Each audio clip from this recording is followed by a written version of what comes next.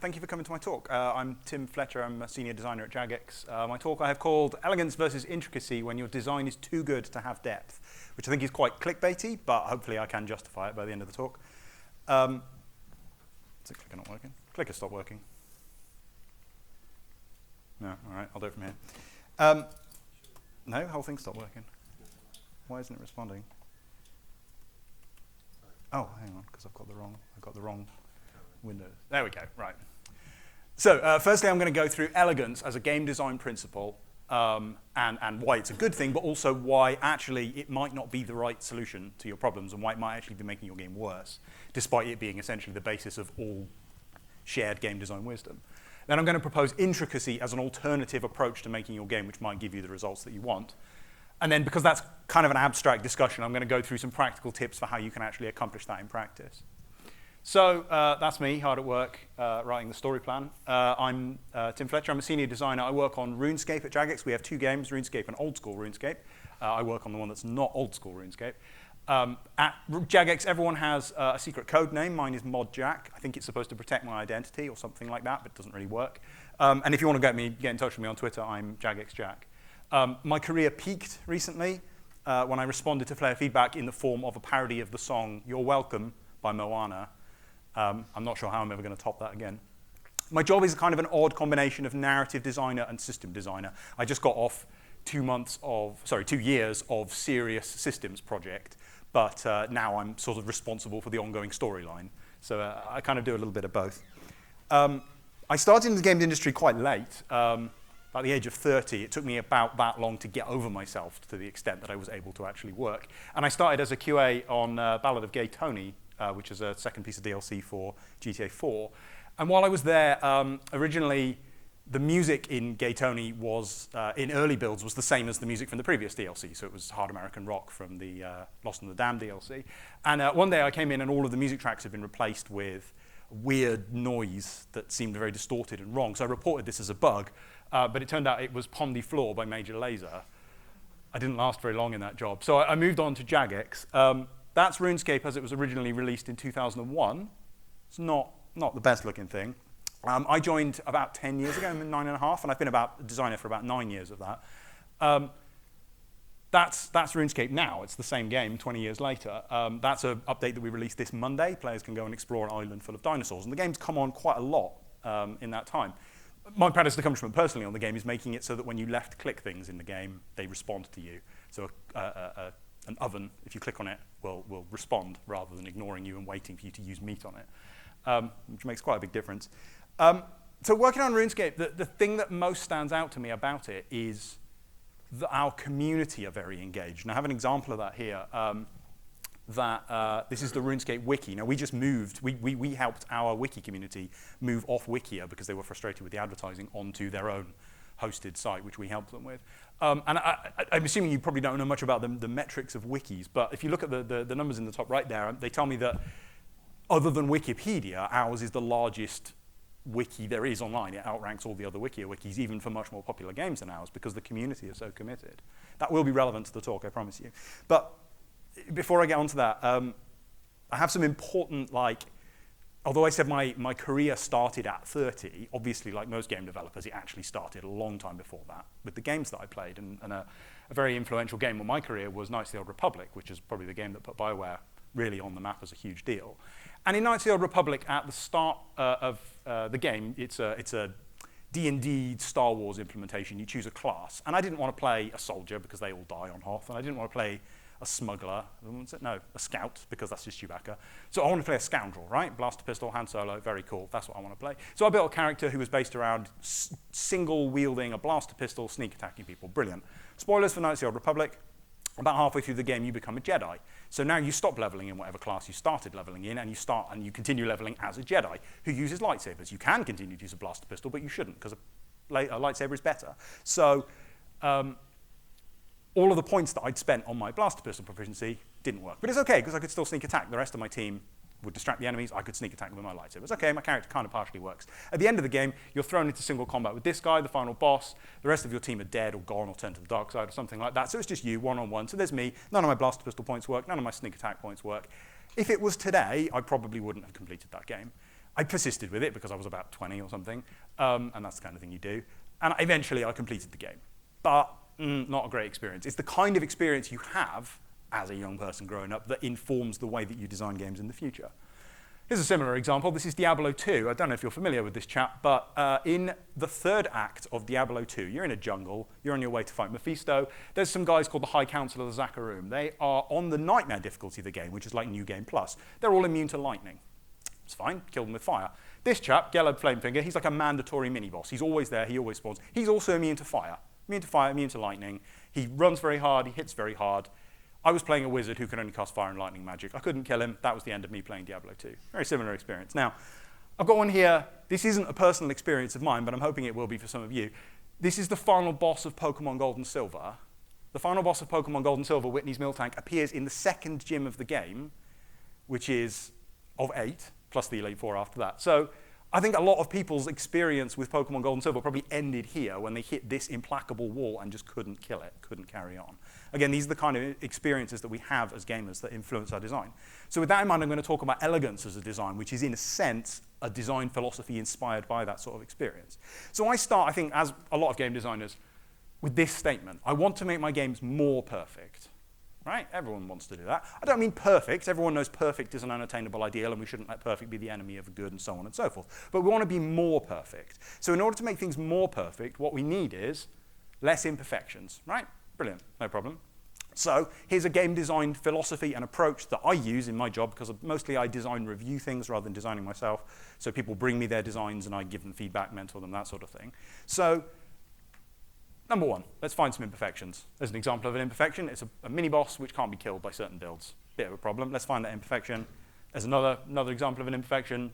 Final boss of the game in the second gym.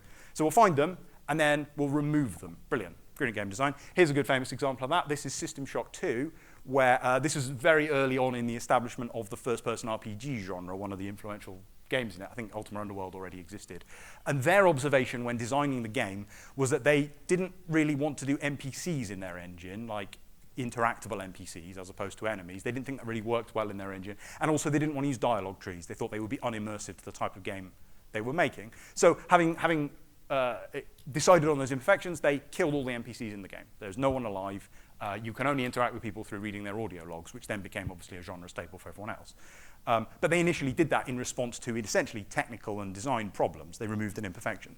So having removed them, now our game is perfect. Brilliant. Here's an example of a perfect game, or at least I think the closest you can get to a perfect game. That's World of Goo. Now, I think it was recently re-released, it's quite old now, but I think it was recently re-released on the Switch and the Epic Game Store, so technically still relevant. World of Goo is a superbly put together game. I think most people, from a review point of view, from a game design point of view, they look at World of Goo and go, yeah, that's a really, really good game. Another way you could describe World of Goo as opposed to like perfect or good is that it's elegant. And what I mean by elegance, now, elegant is a word that means a lot of different things. If you talk to the kind of person who does visual design, like telephones, that sort of thing, elegance means sort of beauty, it means sort of white, spindly. People seem to use it as a synonym for like thing I like. But what I mean specifically in the context of game design by elegance is beauty through efficiency, which is to say, it's doing a lot with a little. And that's great, because that means we start with fewer imperfections. So an elegant design is something that accomplishes a lot, but and therefore, by nature, has less imperfections in the first place. World of Goo is a good example of that. A lot of indie games are built out of very simple things, which means there's a lot less to fix. So, I mean, elegance is an excellent place to start when you're trying to design better, because, for example, if you try to make your game as efficient as possible, it's easier to test, it's easier to balance, it's easier to understand. It will impress other designers, which might be what you want, particularly if you're an indie developer. The reason that elegance impresses designers is because, to an extent, doing a lot with a little is the craft and the skill of game design. Anyone can just pile stuff into their game until it's incredibly complicated. To achieve a lot, to achieve something that's deep and complex and interesting without very many components, well, that's game design, and game designers are going to be impressed with that. So here's a few other examples of what I mean by elegant games. That's Limbo, very elegant game. That's Europa Universalis 3, not an elegant game. There's Journey, very elegant. There's World of Warcraft, not very elegant. That's Ikaruga, Darling of Edge magazine, that's very elegant. That's Dwarf Fortress, just to prove that it's not all the indie games that are elegant. There's Dwarf Fortress, not an elegant game at all, although it actually kind of looks kind of nice from that screenshot. There's an example of an elegant magic card, Ardent Plea, and there's a horrendously inelegant magic card, Limdor's Paladin. But what I'm creating the impression of there is that elegant games are good and inelegant games are bad. But what does that massive list of games have in common? RuneScape, Old School RuneScape, Dota, Dota 2, LoL, World of Warcraft, Skyrim, Oblivion, Morrowind, Dark Souls, Bloodborne, Pokemon, Final Fantasy, Minecraft, and just for fun, Dungeons & Dragons. What do they all have in common? Well, firstly, obviously, they're all huge games. I mean, those are some of the most profitable games ever. I think Pokemon is the most profitable franchise. World of Warcraft is the most profitable, highest revenue PC game, so on and so forth. They're all living games. Living games is a term that we use at Jagex to describe effectively games as a service. But because games as a service more describes the monetization model, this is much more about, it's a game that keeps going. We provide content to it. We try to keep our players engaged. That sort of thing. Games as a service kind of thing, but with a more positive air, I think. Now, not everything on that list is a living game, really. The ones in black are... Hello, thank you for coming to my talk. The ones I've highlighted in black are definitely living games. Those are obviously games with ongoing players. The ones I've highlighted in dark grey are sort of either games in that franchise are living games. Pokemon Go is obviously a living game. Final Fantasy XIV. Dungeons & Dragons has sort of elements of a living game. The ones in light grey, I think you'd have to really contort the definition to say that they're living games, but they are mostly living games. They have fanatical audiences. Every game on that list has an absolutely fanatical audience, and they love to discuss the games. The internet, the bit of the internet that's not porn, is composed almost entirely of people talking about those games or other games that could be on that list, like Warframe. And finally, most importantly, not one of those games is even remotely elegant. When talking about like good design principle, accomplishing a lot with a little, having a game that's easy to test and understand, doesn't describe those games at all. Ladies and gentlemen, like the most profitable PC game in history, and it might look a little bit like I am making fun of the UI, but it's not really about the UI, it's more about the design. Every piece of information that's being displayed there is a piece of information that exists in the game's mechanics, and the players do care about and do need to know. And the only reason everyone's UI doesn't look like that is because they've decided to hide some of the information in the interests of having a UI that makes it easy to see and understand the game. That's what World of Warcraft actually is. That's how complex it is. So let's go back and look at World of Goo and think, well, what am I talking about here? So now I don't mean by this to suggest that this is an accurately quantifiable metric, but that is World of Goo's subreddit. That is top of all time. You can see the 9 upvotes, 6 upvotes. It's not a fair quantification, and World of Goo is a very popular game and a very profitable game, but it doesn't have an active community, I think it's fair to say. My particular favorite is the second post there that says, is it just me or are the fans of this game everywhere? To which the answer appears to be yes, but they're not posting on Reddit about it. That's Limbo, very similar, hardly any comments at all. That's Journey, 2 comments. Wait, no, sorry, that's the band Journey. That's Journey. Still not really, 7 comments on that one, that's quite high. That's RuneScape. Now, RuneScape has a very active wiki, doesn't have an unusually active subreddit. Our subreddit's very active, but it's not one of the biggest. We have 8,000 upvotes there. Quite a lot of our most highly upvoted things. We've got players complaining about our monetization model. We've got players comparing RuneScape and old school RuneScape. The old school wiki is very, very popular. I think it's one of the most popular game subreddits. That one's 42,000 upvotes just for a joke video there. RuneScape has a very active, very committed, passionate audience who talk about the game constantly. Why is it? Why is it that people aren't talking about World of Goo, which is fantastic, and they are talking about RuneScape? I don't mean RuneScape's not fantastic, but if World of Goo's so good, why is no one talking about it? Well, let's go back and have a look at the algorithm that we went through earlier. Number 1, find imperfections. Number 2, remove imperfections. Number 3, game is perfect. Number 4, now the game isn't interesting to talk about. Because this is what I'm calling the paradox of perfection. Imperfections are interesting. Here's an example. This is if you know Pokemon Gold and Silver, if you ran into this, you are still talking about it now. This is a story that means something to you. This is really important part of probably your childhood that is being depicted here. It's interesting to think about. If you remove imperfections from your game, the game is going to be less interesting as a result. So that leaves us with the question, how do we make our game interesting without including this bad design?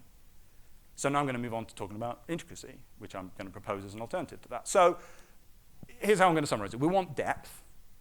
Now, what do I mean by depth? Well, depth is thinking about stuff. You can define depth in a more complicated way. You can say, like, oh, you need to be thinking about multiple different types of decision at the same time with multiple changing contexts. But ultimately, like, what we want the players doing is thinking. Here's an example of that. This is Spider-Man on PlayStation 4. It has a combat system that builds quite well on Arkham Asylum's combat system, where you're a superhero, you're surrounded by villains. There are maybe 4 or 5 different kinds of enemy, all of which need to be attacked by different moves. You've got environmental objects. Unlike most games, you really should be interacting with those environmental objects. They're not really optional. You've got sub-objectives that you need to be completing during combat. You've got 8 different kinds of power that are accessible enough that you can and should be using them. You've got a move array of about 15 different things you could be doing. There's a lot to think about. It's constantly changing. But although RuneScape does have real-time gameplay like that, I don't really work on it. I work much more on system stuff. Anyone who's making a strategy game, an RPG game, they can't rely on quick real-time combat to give their game depth. If Spider-Man was slowed down to a turn-based game, suddenly it wouldn't really be so interesting, because actually the answer would almost probably be just, I kick that guy, I kick that guy, I kick that guy, I kick that guy, because in the absence of the real-time aspect, a lot of that depth would disappear. That's what Spider-Man looks like from the perspective of me doing system stuff. It has a talent tree, relatively straightforward talent tree. I earn points when I level up. I can spend them in these points. Does that bit have depth? Slightly different. That is not, while Spider-Man is a world-class game, it's not a particularly interesting talent tree. It just gets the job done, really. So depth is thinking about stuff. And then, this kind of sounds tautological, but a lot of games don't really manage to do this. There needs to be some stuff, and also you need to think about it. And a lot of games include stuff, but you don't have to think about it. So, sorry, you want depth. But we don't want imperfections. Imperfections are a great thing to think about, as we saw in the previous bit. Like, if the game is imperfect, well, loads of things to think about. So what can we have instead of imperfections? Well, how about optimization? Optimization is something that affords depth. Now, optimization is just improving your performance. I don't mean optimizing and improving the performance of the game as programmer. I mean the player improving their performance. They're improving their avatar, they're learning strategies, that sort of thing. So here's an example of that. This is from a wiki page for RuneScape. A player I know drew up a very complicated spreadsheet that would allow him to analyze and improve the rate at which he mined ore. We reworked how the mining system worked, and he wanted to prepare this in advance so he had access to all the numbers. The most interesting number you can see, these are all the different kinds of ore in the game. The interesting column here is ore per hour. RuneScape players measure things in per hour, because you might spend 12 hours a day for the next month mining ore. So if you're going to spend 100 hours mining ore, and you can get a 10% improvement, that's going to yield quite a lot over your 50 hours or whatever. So RuneScape players analyze things to an incredibly fine degree. So optimization is improving performance. And that's interesting to think about. So there's another BioWare RPG. About 5 years ago, I decided I was going to replay Baldur's Gate 1. In fact, I was going to replay Baldur's Gate 1, Baldur's Gate 2, and the expansion to Baldur's Gate 2. And then one of the original designers of Baldur's Gate 2 wrote a mod which makes the final boss much more difficult and more narratively interesting. So I sat down to play through all of that. And I realized I'd never played Baldur's Gate as a cleric before. If you're not familiar with Baldur's Gate, it's a second edition Dungeons & Dragons isometric RPG. I think it was BioWare's first game. Now, I'm assuming most of you here know or have played Dungeons & Dragons. But if you know or have played Dungeons & Dragons, you've probably played either 3rd edition, 5th edition, or Pathfinder, which means you're used to an edition of Dungeons & Dragons that makes sense. This is 2nd edition Dungeons & Dragons. It does not make any sense. If you don't believe me, look up THACO. First, try and figure out how to spell it, then look it up. Try and figure out what it means. It makes no sense whatsoever. So I set out to play Baldur's Gate as a cleric. So I started to look up, well, how do I make a good cleric build? Because I'm going to fight this final boss. I've tried to fight it before. It's extremely difficult with the mod. So I'm going to have a really good build if I'm going to fight this. All right, how do I make a good cleric build? So I look it up. It turns out that building a good cleric in Baldur's Gate, in 2nd edition Dungeons & Dragons, requires you to understand quite well the incredibly labyrinthine multi-classing rules of 2nd edition. So what you do is, you start as a fighter, you level your fighter up to level 13. At level 13, fighters double their attacks per round. So now instead of 1 melee attack per round, you get 2 melee attacks per round. That's the only way to get extra melee attacks per round in 2nd edition, be a level 13 fighter. Great, so now I'm a level 13 fighter. Now, you do something called dual classing. Only humans can do this. Elves, dwarves, and gnomes, they multi-class in a completely different way. But humans dual class. And what that means is, you retire being a fighter, same character, you retire being a fighter, and you start again as a level 1 cleric. You're no longer a level 13 fighter, you're now a level 1 cleric at level 13. You then level up as a cleric until such time as you reach level 14 in cleric, at which point your retired fighter becomes active again, and now you are a level 14 cleric and a level 13 fighter with all the abilities of both. Then you continue to level as cleric, and you can never dual class again. And the advantage of that is that once you're, say, a level 38 or so cleric, one level of cleric is less XP than it cost you to become a level 13 fighter in the first place. So you just got 2 attacks per round, doubling your melee damage, effectively for free. That's a great build. Optimization is interesting to think about. Players love thinking about it. When I said before, the players are filling the internet talking about these games. Mostly what they're talking about is optimization. What's good? What's bad? How do I make a good build? Your build sucks. My build's better. What's better? This or this? What would win in a fight is sort of optimization as well. Communities that don't have something to optimize tend to just post fan art. So optimization is something that affords depth. And intricacy, title drop, is what affords optimization. By intricacy, all I really mean is something that's complicated enough to be interesting. I'm not using the word complicated because complicated just sounds bad, and intricacy sounds neutral at worst. But complicated enough to be interesting is probably not very elegant, which is why I'm contrasting elegant and intricate against each other. I'm not saying you can't have an elegant game which is interesting and has depth, but there are very few games that do, at least in a way that causes players to form these communities and discuss the game and keep the game relevant. So intricacy is what affords optimization. So that leads us with this. How do we make a system intricate enough to make optimization interesting? So here's my tips. Now, slight warning before we move on to this bit. Most of the things I'm advocating here are, from a certain perspective, bad design. That's kind of what makes them interesting. So you cannot just plop any of this stuff into your game and have it just be better now. It might end up just worse. Hopefully not, but that's kind of the whole point of the topic. So for the first tip, this is World of Warcraft. These are the 5 tanking classes in World of Warcraft. Monk, Paladin, Warrior, Druid, Death Knight. The Death Knight's hiding.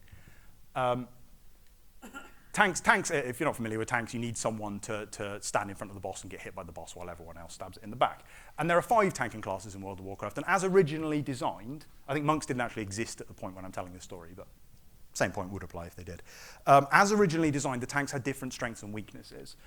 Paladins can make themselves invulnerable, and they can cast healing magic on both themselves and others. Warriors are very mobile and in theory do a lot of damage, but they have no ability to self-heal.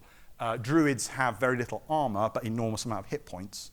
So it's very difficult for a boss to kill them in one hit because their hit points are so large. And Death Knights have very good damage and very good self-healing, but they have almost no mobility. And that gave the tanks a unique and interesting feel. The problem is they were so unique and interesting that actually a lot of those classes were useless in certain contexts. There were bosses that required such mobility or such self-healing that a class that didn't have that couldn't do it. So around the time of, I think, the launch of Cataclysm, the lead designer at the time instituted a new policy he called Bring the Player, Not the Class, which was, we're going to even out the tanks, we're going to give them all very similar capabilities, so that actually you'd rather, if your friend is playing a warrior and they're good at the game, you'd rather bring him than his paladin friend who's terrible, but you just need a paladin for this boss. The players weren't too keen on this, and actually they've kind of gone back on that design ethos in more recent expansions to World of Warcraft, and now they've tried to make the classes a little bit more interesting again. Now, I'm not saying that that was the wrong thing to do in World of Warcraft, because the complicated thing about an MMO is that behind the paladin is a player who wants to play a paladin. They chose to play a paladin. So if their paladin doesn't work, if they're not useful for content, then it's weird to have paladin be a bad choice. But think about it in the context of a strategy game where you've got, say, these 5. You're doing a strategy game and you're choosing between your 5 tanks, and all 5 of them are more or less the same. Well, what are you even choosing? I guess you're just choosing the aesthetics at that point. You don't have anything to think about. You don't have anything to optimize. So first tip is, you have to include bad options. It seems obvious, but there is a design ethos that effectively says bad options are bad design, that good design is everything being balanced, everything being good. But if everything is balanced, if everything is good, as in my Nazi Old Republic example, where playing a pistol user just turned out to be the wrong choice for the game, if it was impossible to build a bad build, then there'd be no reason to read a guide on how to build a good build. So you have to include bad options. But, I mean, I chose a bad option in this game. I chose to play a fire lightning sorcerer in Diablo 2, and it turned out that he just couldn't proceed with the New Game Plus. It was impossible, because there was a boss that was literally unkillable by that build. And the reason that that was a problem in Diablo 2 is that Diablo 2 locks you into the spec that you make. As a talent tree, you build your spec, and that's it. That's your character. So if I wanted to carry on, I would need to create a new character. I couldn't respec. So tip 2 is, you have to let the player experiment. If they can't experiment, they can't explore the depth and optimization that your game has. There isn't really any opportunity for them to do that. So an example of that done right is Diablo 3, which just lets you freely respec. Now, there will be players in the community who say, well, all you have to do is create new characters. It takes 50 hours. It's no problem. For them, they can experiment. And those players are enjoying the depth that your game has. And those players are probably the fanatical core of your community. But I would argue that's an example of it done badly. Those are a tiny proportion of your community rather than everyone getting to enjoy it. For my third option, I'm going to turn to adventure game books. If you're not familiar with these are kind of a crucial point in gaming history. I recommend Sorcery by Inkle, which is a recent conversion of, it's available on mobile. It's a conversion of one of the better game books in the series. I think in America, the Choose Your Own Adventure series was more popular, and in the UK, the Fighting Fantasy series was more popular. They are legendary for a particular kind of design of choices that just get you killed without any way to know that or avoid it. Actually, the Fighting Fantasy wasn't too bad about that. But this particular one, Curse of the Mummy, did have a choice like that. At one point, you're walking along, and I can't remember if it's exactly left or right, but it essentially offers you the choice to turn left or to turn right. Here are my two options. Do I turn left? Do I turn right? No idea. Turn left. Oh, you die. Literally, you just fall in a pit trap of spikes, and you're dead. Okay? Well, I guess I'll go back then, and I'll turn right. Oh, well, okay, you just carry on with your adventure. Now, it's worth pausing at the moment. This isn't the actual tip I'm getting onto, but the player needs information in order to make choices. In that example there, the player doesn't have any information on to make a choice. You can't optimize that. You can't strategy analyze it. You can't discuss with your friends whether to, you can discuss whether to turn left or right. Maybe someone is like, oh, we're in a maze, we should always follow the left wall or something. But basically, you have no information to work with there. So you need information, but trial and error is fine, and this is another sort of piece of received game design wisdom. There is an attitude in game design that trial and error is bad design, and that isn't a golden rule of design, that is an aesthetic. And it's a perfectly fine aesthetic. If you want to build your game in such a way that trial and error is not a part of it, and the player is always given the information, then fine. But a game is not a bad game because it depends on trial and error. The vast majority of games, even games that are renowned for not doing it, like, say, Dark Souls, actually are built almost entirely of trial and error. Because trial and error is exploring your game. It's playing, it's finding out results, it's learning information. It's depth in a lot of ways. It is a good thing. So, sorry, moving on from that. The actual point. If I turn left, I die. If I turn right, I carry on. Is that an interesting decision to think about? Not especially. Don't use black and white outcomes. Again, phrased with that picture, it seems kind of obvious, but actually, games are full of this sort of thing. If I make decision 1, it's just wrong. If I make decision 2, I just carry on with the game as if it had never happened. That's not depth. There's nothing to think about there. There's nothing to analyze. Instead, what we want is something more like this. If I turn left, I lose 2 health. If I turn right, I lose 3 health. Now, at least I have a decision. It's not a very interesting decision, but at least there's a decision there because both of them are options I can choose, rather than one of them simply being a fail state. But of course, it isn't a very interesting decision, so moving on to the next tip. We don't want like -2 versus -3 because that's, although there is a decision you can analyze there, it's absolutely trivial. That's not an interesting question to think about. So tip 5 is you have to trade off multiple resources. Okay, so then now it looks like this instead. If I turn left, I lose 5 health, but I gain 2 gold. If I turn right, I lose 1 health. Now that actually is a decision I can start thinking about, assuming I know it as a player, because I stuffed my thumbs in the game book and I looked up the 2 different results and I know what I'm choosing now. Is 5 health worth 2 gold? Well, 4 health, I suppose. Is 4 health worth 2 gold? Well, I don't know. It depends on the context of the rest of the game. Maybe I have 1,000 health, but gold only goes up to 5 in total, in which case probably that's quite a good deal. Or maybe I know there's a thing coming up where if my health isn't above a certain value, I'm going to die, and losing 5 health would be a bad thing. The player probably needs to know a lot about the content of the rest of the game, and probably will spend the entire rest of the game learning contextually how to answer that question. But at least they're thinking about it.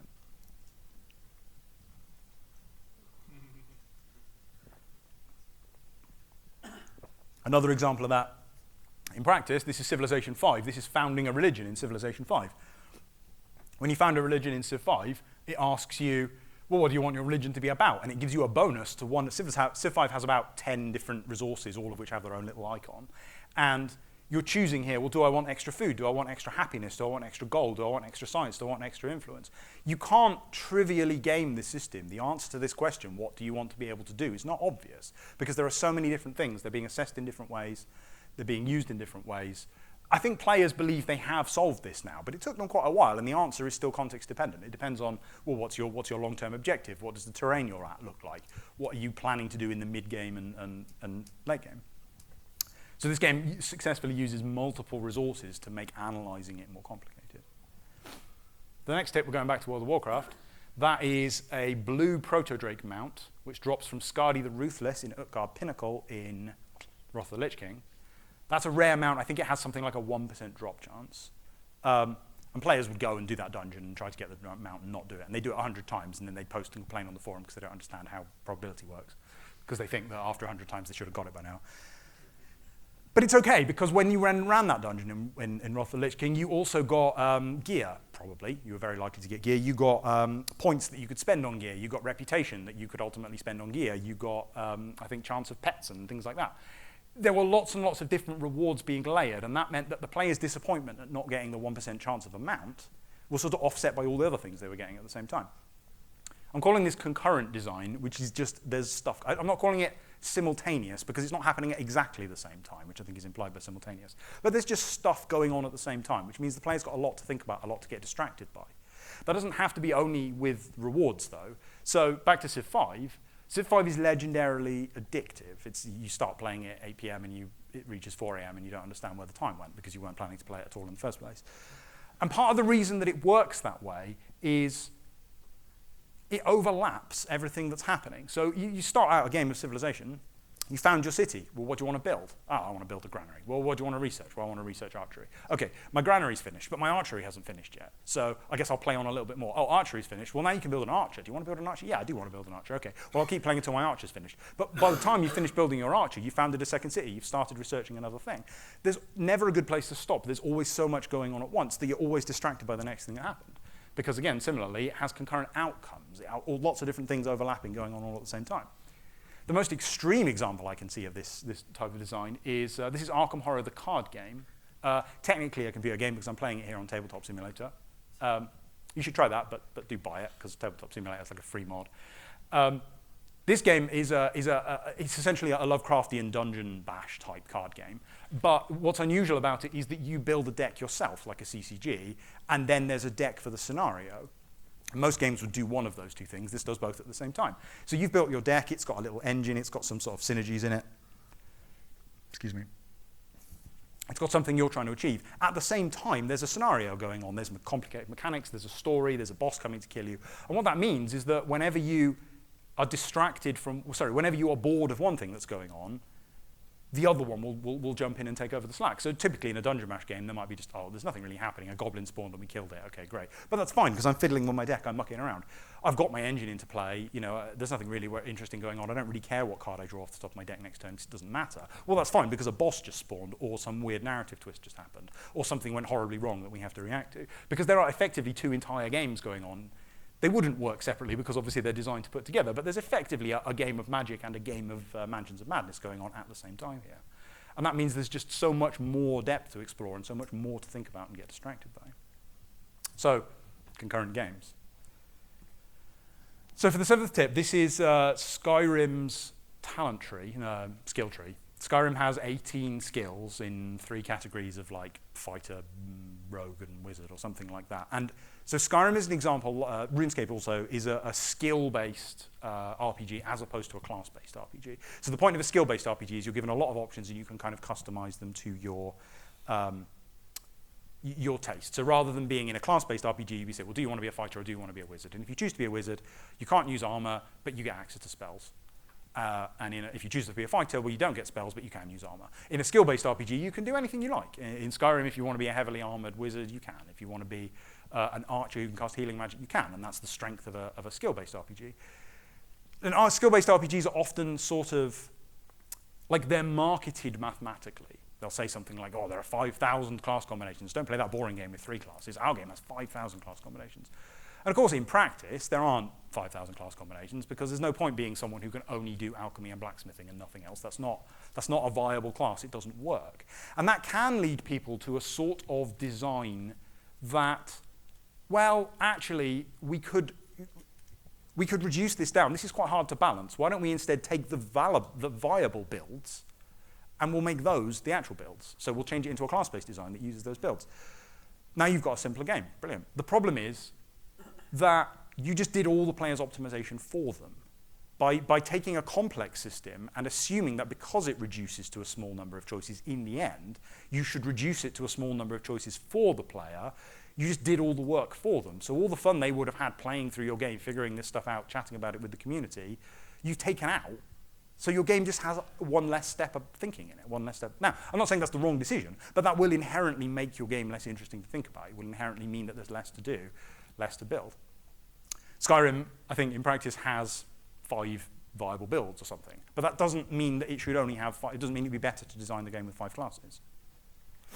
For the 8th tip, so I gave the example earlier of playing Baldur's Gate 1. That screenshot comes out really badly on there, doesn't it? There's a forest with some people in it. Baldur's Gate, I spent a lot. It must have taken me about a day to ultimately of looking after children and researching how cleric builds work and figuring it out. The interesting thing about being a level 13 fighter in the context is level 13 is higher than the level cap of Baldur's Gate 1. So through the entire of Baldur's Gate 1, before moving on to Baldur's Gate 2, you're never a cleric in the first place. So my cleric build isn't even a cleric at any point during Baldur's Gate 1. Now, actually, this is another BioWare RPG. This is Jade Empire. Came out quite a long time after Baldur's Gate 1, but actually I played it before the example I gave there. When I played Jade Empire, which is a Chinese mythological themed RPG, I think it's probably BioWare's least known game, just because it kind of didn't make huge waves, but it's very similar to their other formula of RPGs. In this game, you have 3 stats. You have a red stat, you have a blue stat, and you have a yellow stat. At the time when I played the game, I didn't really know what they did. I mean, red is health, but I don't really know if that's useful. Like, high health is better, but is it better than blue? I'm not really sure. So at the time, I didn't really understand how to optimize my character in that regard, and I looked it up like a couple of weeks ago in preparation for this talk, and I still can't remember what the 3 of them do. Blue is mana, but I don't remember why that matters. When I played the game, whenever I leveled up, I got a point, and I could spend that point in either red or blue or yellow. And I just put it in whichever one was the lowest at the time. And that seemed fine, and I got through the game, and I finished the game, and it wasn't very difficult. And I still, for the life of me, couldn't really tell you what a good build in this game is. And that's because your game needs to be either difficult or time-consuming or both. If your game is not one or both of those things, there is no point optimizing for it. Because why should I spend even 10 minutes thinking about how to design a build for your game if what I'm doing is just getting me through the game? If I can just use the pistol, there's no point thinking about what else might work. RuneScape, the example I gave earlier, where players analyze their yield in terms of hours, it's worth spending an hour for a RuneScape player. If I do research for an hour and that increases my yield by 10% or 25%, well, that's saved me potentially hundreds of hours of my RuneScape career. In the example I gave of the final boss of Baldur's Gate being very difficult to defeat, I knew I wanted a strong build to be able to defeat that. So it was worth me investing a day in order to build a good character, in order that my 60-hour playthrough or something wouldn't just end in defeat at the final boss. So for tip 9, I'm going to go back to World of Goo. Now, bear in mind, I'm going to criticize World of Goo slightly here, but I do give it as an example of a perfect game. So one of the things that World of Goo does so incredibly well is it has what I think would be described as a near-perfect tutorial and difficulty curve. That's one of the things that makes it work so well. So you start out, you're given a little room to experiment, you're given a task to complete, you're given the tools to complete it. It doesn't tell you what to do, but it gives you the hints and clues. So you complete that task, you learn a little bit more about the game. You move on to the second level, there's another little challenge to complete, there's a little bit more room to experiment, there's a little more tools to accomplish it with. Each level, the game gets slightly more complicated, but you keep pace because the difficulty curve is so well designed that you can keep up with it. By the end of the game, you're doing something fantastically complicated that you never could have done at the start, but you have been led by the nose through that really, really carefully. But because you've always been given room to experiment along the way, you never feel like the game told you that. You feel like you figured it out for yourself. That is a perfect difficulty curve. And at the end of the game, you complete it, you recommend it to your friend. Great, viral marketing, we love that. It's a very good selling game. And then you never talk about it or think about it ever again. Because you don't need to, because the game gave you everything you needed to play it. There's no reason to explain any strategies to your friend. You probably shouldn't, because you're kind of spoiling the experience of figuring it out for themselves. Don't explain everything. If you explain everything, players have nothing left to explain to each other. The concrete example of this is every single game on that list. All of those games are so complicated that they explain essentially nothing. MMOs are particularly legendary for this because I think you just can't. You can't keep up. You couldn't design a tutorial for an MMO which actually explains the mechanics of that MMO correctly because they change constantly. So your tutorial development would always be lagging behind and incorrect. something we see as feedback a lot, and I've certainly seen as feedback on other MMOs, is, well, the game doesn't really teach me how to do this. The game should teach me. There's a design ethos again there, an expectation that a game will teach you how to play it. And that's what World of Goo does. That's what World of Go does expertly. None of these games do that. And I think Dota, I think, is the most interesting example on there, because for me, this is the explanation of why the MOBA genre overtook the RTS genre so successfully. So, I mean, Dota's not an easy game to play.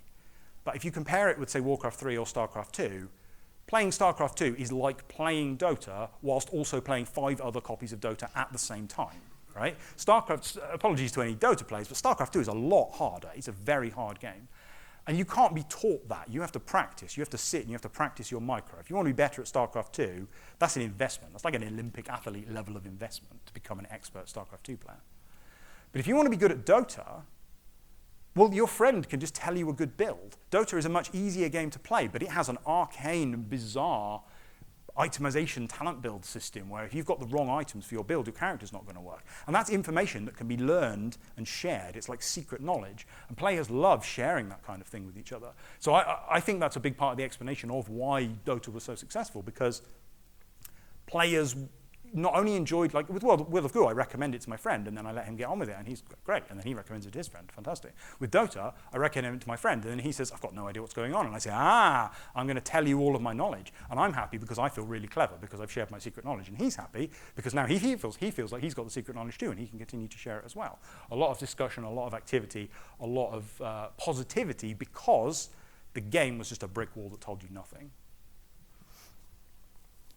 Another really powerful example of that is Dark Souls, which does it with its story as well. So Dark Souls, I believe it's intentional, but Dark Souls has a bizarre, like half put together story where all the bits are missing. And if you want to figure out what's going on, I mean, there essentially isn't a canonical answer, but you have to sort of put the clues together and go talk about it with players online. Exactly the same logic. There's something to talk about. A well-told narrative leaves you feeling satisfied. Maybe you say with your friends like, oh, that was good, wasn't it? Yeah, oh, I didn't like that bit, I did like that bit. Wasn't it cool when Bob killed Jim? But with Dark Souls, you're like, why did that dog have a sword? What was going on there? Whose sword was that? Why was the sword so big? How was the dog able to carry it? Like, what was actually going on there? And they're like, I think it was this. I think it was some ancient king sword, wasn't it? Yeah, but why is it so big? I don't know. Was the king giant? I don't really know. Dark Souls is full of weird, unexplained mysteries. It's interesting enough to be compelling, but it gives you nothing. So if you want to learn more about the story, you're going to have to go online, read the 50-page essays, watch the 4-hour YouTube videos, participate in the community, do a lot of engagement, exactly what we're trying to do. So for the final tip, I'm going to go back to Skyrim. I told you earlier there were five good builds in Skyrim, so I'm going to go through those 5 builds for this point. So the first one here is this guy is sneaking up on that elk. He's going to shoot it with an arrow. If he was to try and melee attack, the elk would probably see him, and if he was to just stand there, the elk would probably see him. So the combination of crouching and archery is going to allow him to kill that elf. That's a stealth archer build. They're very good at that. That's an Argonian wearing, I don't know, some sort of leather armor. That's a dark marksman build. This guy, he's wearing, what's that called? I can't remember. It's one of the endgame armors. I think you get it from the end of the Thieves Guild plotline. It makes you much better at stealth. That's a sneak bowman build. Now that guy there, he is like sneaking up behind that guy. He's going to shoot an arrow into the back of his head. He's the arrow hider build. And that guy is a camouflaged Robin Hood. And when I told you there were 5 good builds for Skyrim, I was lying. There's one good build in Skyrim, and it's a stealth archer. If you play Skyrim, there are memes all over the internet that say, I was trying to play an orc, wearing heavy armor, using a 2-handed sword, but ultimately I just ended up being a stealth archer because it was so much easier and so much more effective. There's only one good build in Skyrim. You've got 18 skills. You've got 5,000 combinations. What could you build? Well, I'm going to build a stealth archer. And that's okay. It's okay if players solve the game. That is not a flaw in the game. It's not a problem that Skyrim ultimately has one build. There's a fairly strong argument to be made that it is impossible to avoid that. Even if the builds were much closer together in performance, even if there wasn't one that was head and shoulders above the others, there would still be one that was better than the others. You can complete Skyrim as a wizard. You can complete it as a guy with a sword and a shield. It will be harder, but it's still perfectly possible. It's okay if players solve the game. A lot of developers seem to come into game balance, even in single-player games, like they're balancing for their grand finale invitational esports finale. But you don't need to do that. If you are designing a game that has a grand finale esports invitational, then maybe put some effort into balancing the game at that point, so there's at least 3 builds for the finale, because that'll make it more interesting. But until you get to that point, it's okay. It's okay if players solve the game. Of course, we don't want them just figuring it out in the first 5 minutes. So it's okay if players solve the game eventually, as long as they're taking, the duration of their gameplay to figure out a broken build. Or they're going online and they're reading a complex set of guides that it took the community several years to develop. That's fine. It's okay for players to solve the game. And that is the end of my talk.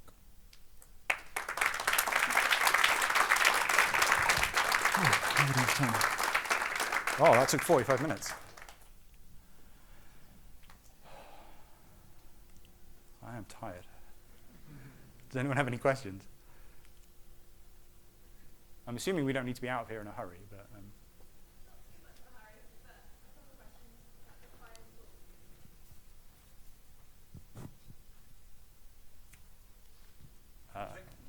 There's someone there?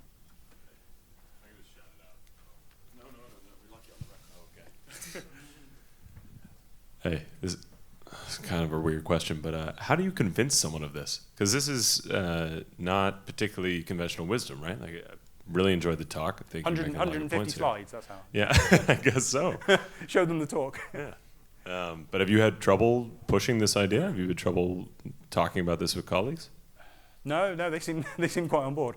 A lot of it is stuff that we sort of do instinctively on RuneScape, and also almost happens in the opposite way of, well, we've got an imperfect system. How do we sort of erase the bad bits of the imperfection while keeping the good bits of the imperfection, almost like?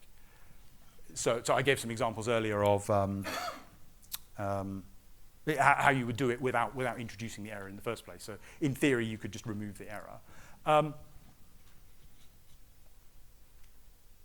I think you'd have to start with the assumption that you want a community, and then build with the evidence from there. Like players.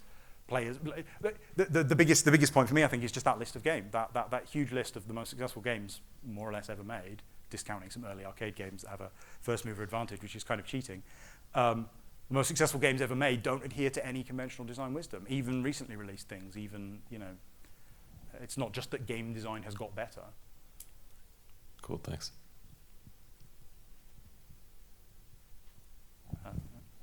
Sorry, I'm not used to pointing out who gets to ask the question.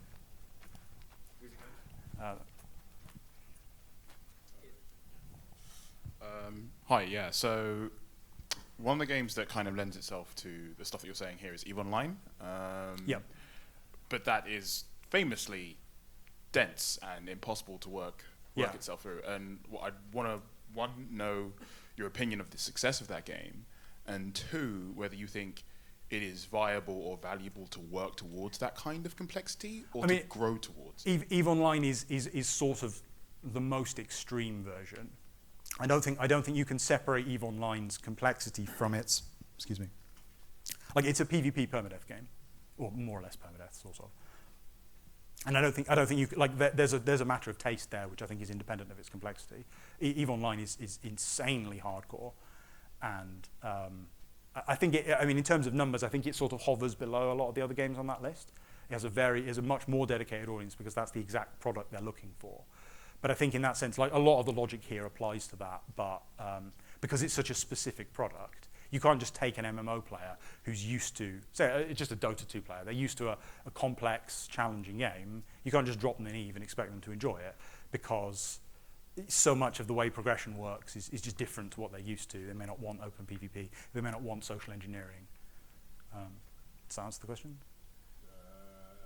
It answers kind of like the first bit, but... Sorry, what was the second bit? Do you think it's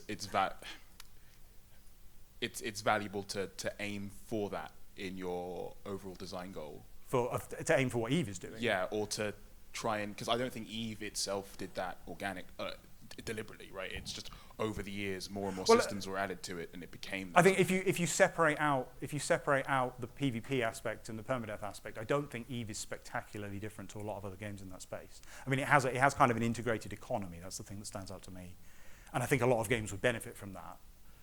But in terms of how complex it is, I don't think EVE is unusually complex by comparison to other similar games. So in that regard, yes, it's fine. It's a perfectly acceptable level of complexity from my point of view. Hello. Thanks for the talk. It was very interesting. I was thinking there are some games that start out as very elegant, and then throughout the course of maybe the series, they lose that elegance. I'm thinking of, I think, Kingdom. Have you played the game Kingdom? No. Okay.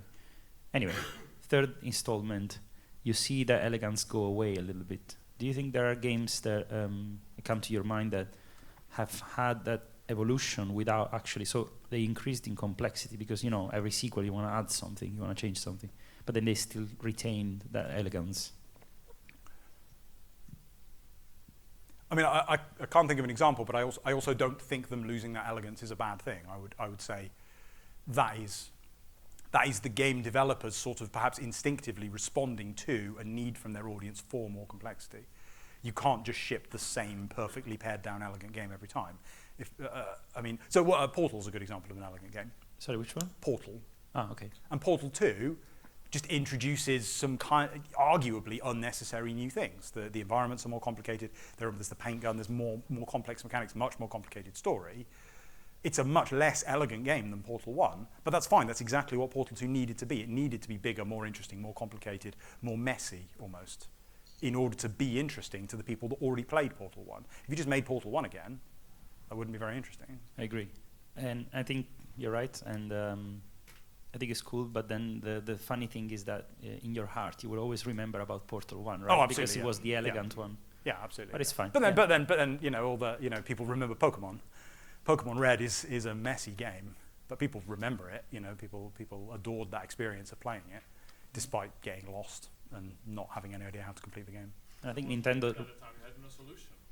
Sorry? There was no internet at the time. Yeah, exactly. Yeah. If you brick walled on Whitney's Mill Tank, you had to ask in the playground, or you were out of luck. Like, if no one knew that there was a Machop hiding on one of the routes that you could go and get and train for about 5 hours, and that was the only way to get past, or you just trained your Cyndaquil to like level 50 or something horrible. Yeah, you had to. Of course, we don't. I don't think as game developers we particularly care about stimulating playground discussion, but I guess that would have been the equivalent at the time. Internet discussion is probably more useful. So, are there any more?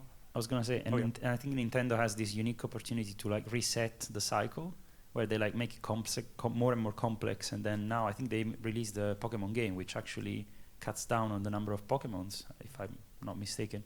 So they can like although number of Pokemon, I would say once you're above 150, the number is kind of irrelevant in a sense. Like a Pokemon game with 250 Pokemon in it isn't actually really any more complicated than a Pokemon game with 150 Pokemon in it. Once you get above maybe 10 or something, I think your game is into.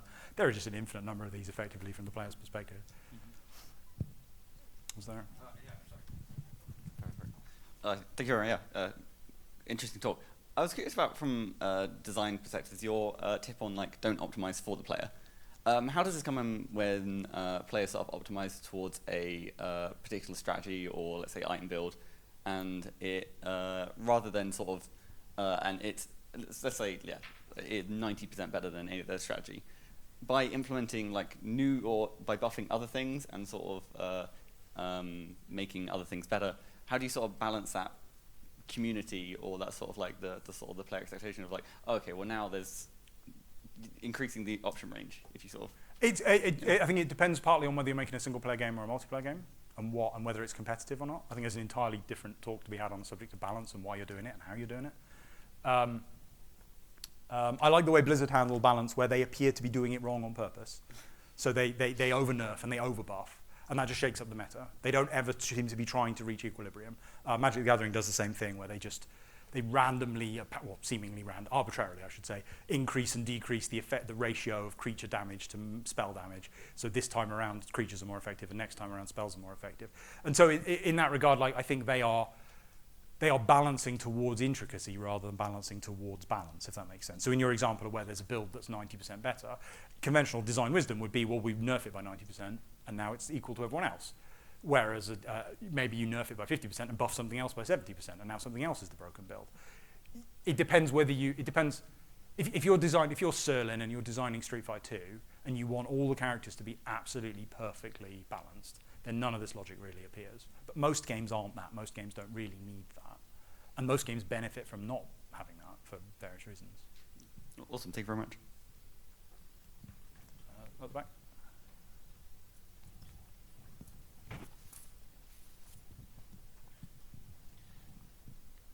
So when you talked about including bad options, Yeah. and sometimes you can let the player just pick something that is just bad or more difficult in whatever way.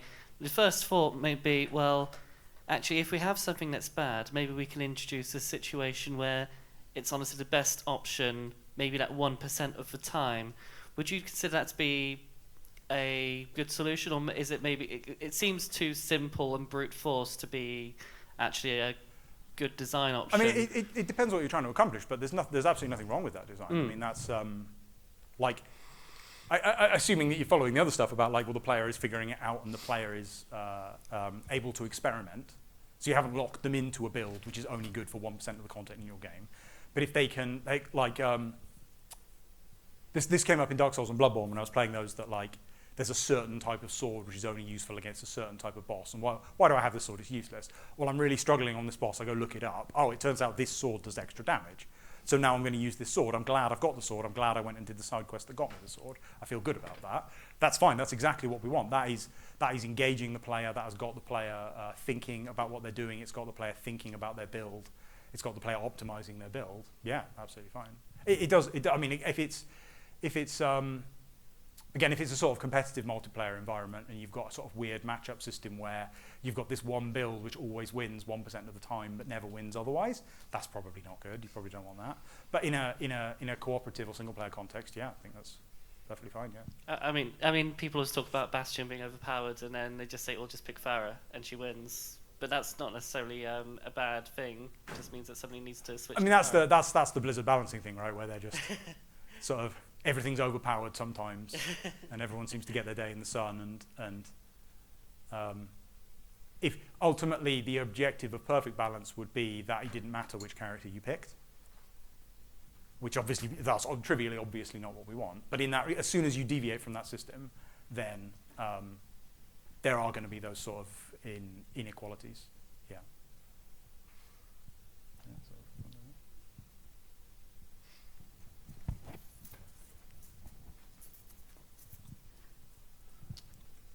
Are there other examples, or have you considered other examples as far as other mediums where this design perspective translates as well, or are games unique in that aspect of having the interactability and community development aspect?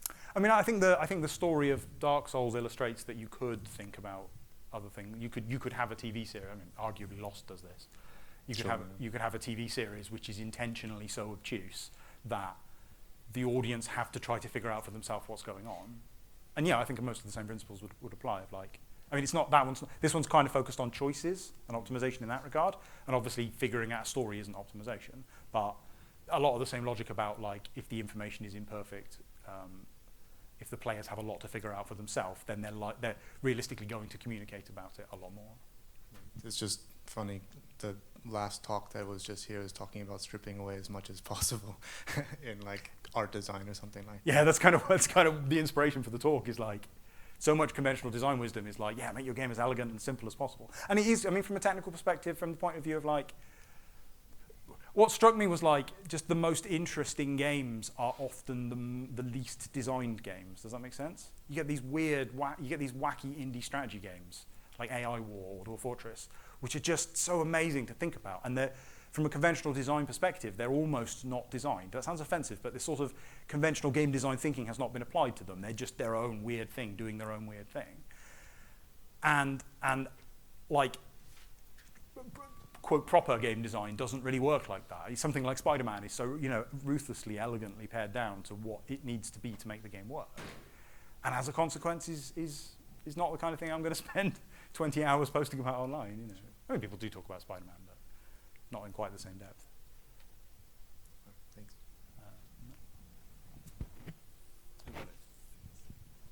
How are we doing for time? Sure. Yeah, sorry. I was just curious about, because I sort of agree with a lot of stuff you said and sort of thought about it before.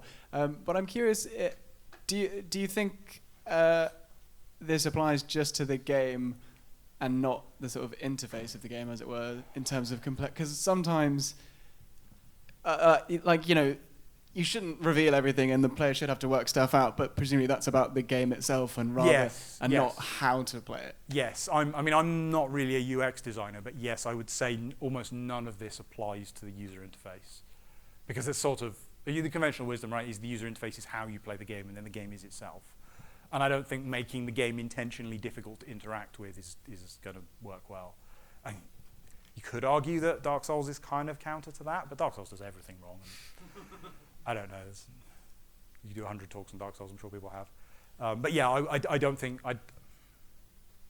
certainly the places where I'm advocating sort of avoiding conventional wisdom, no, I wouldn't apply those to user interface design, I don't think at all, any aspect of UX. Like, it's fundamental to the way I think about this, that the point about let the player experiment, the player needs information. You can't think about the game if the game isn't giving you something to think about. And so the clearer and the better that can be. So Civ 5 is a very...